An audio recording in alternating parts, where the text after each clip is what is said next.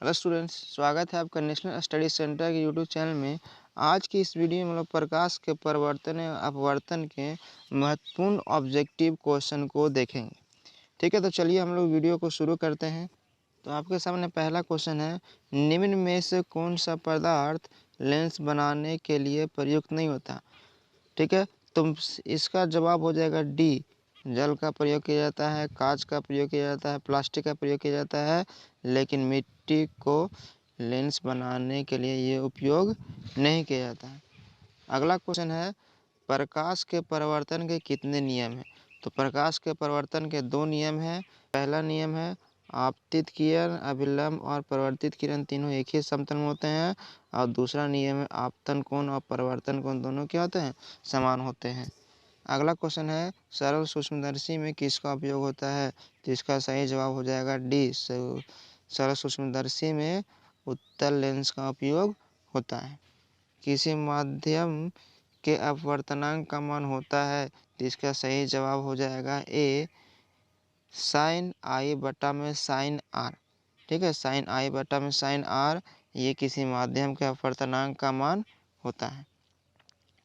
अगला क्वेश्चन हम लोग चलते हैं। अगला क्वेश्चन है, एक उत्तल लेंस होता है।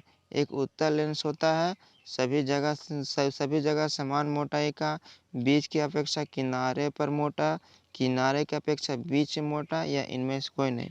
तो आपका उत्तल लेंस कुछ आपका इस तरीका से होता है।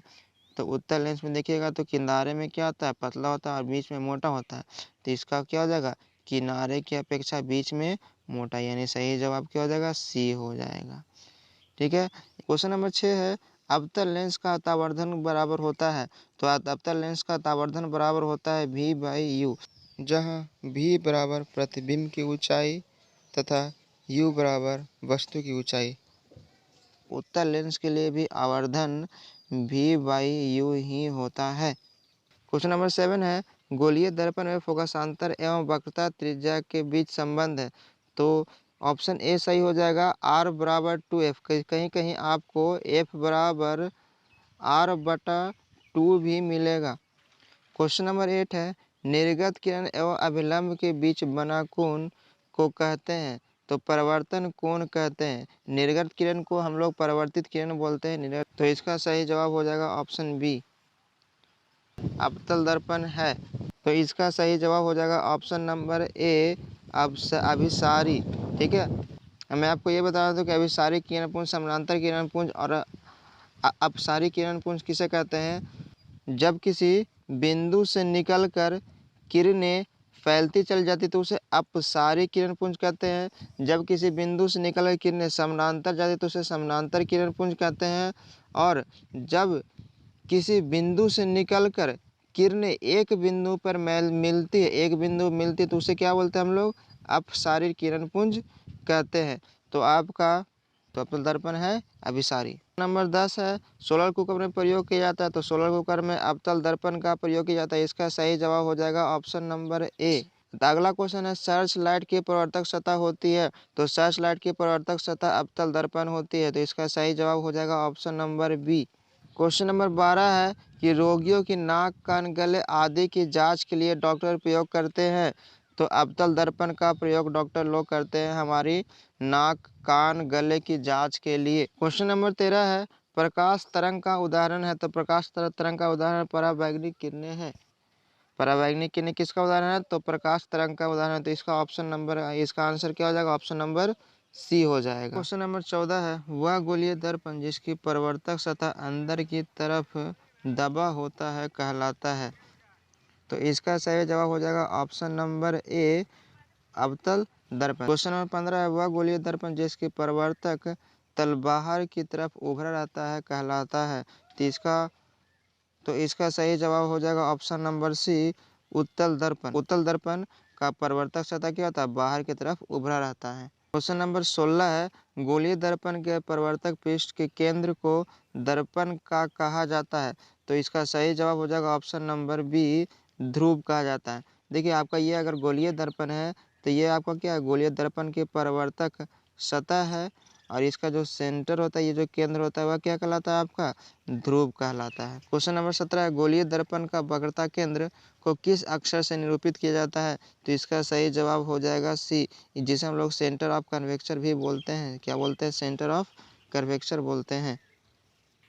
क्वेश्चन नंबर 18 है किसी लेंस द्वारा उत्पन्न आवर्धन का एसआई मात्रक होता है?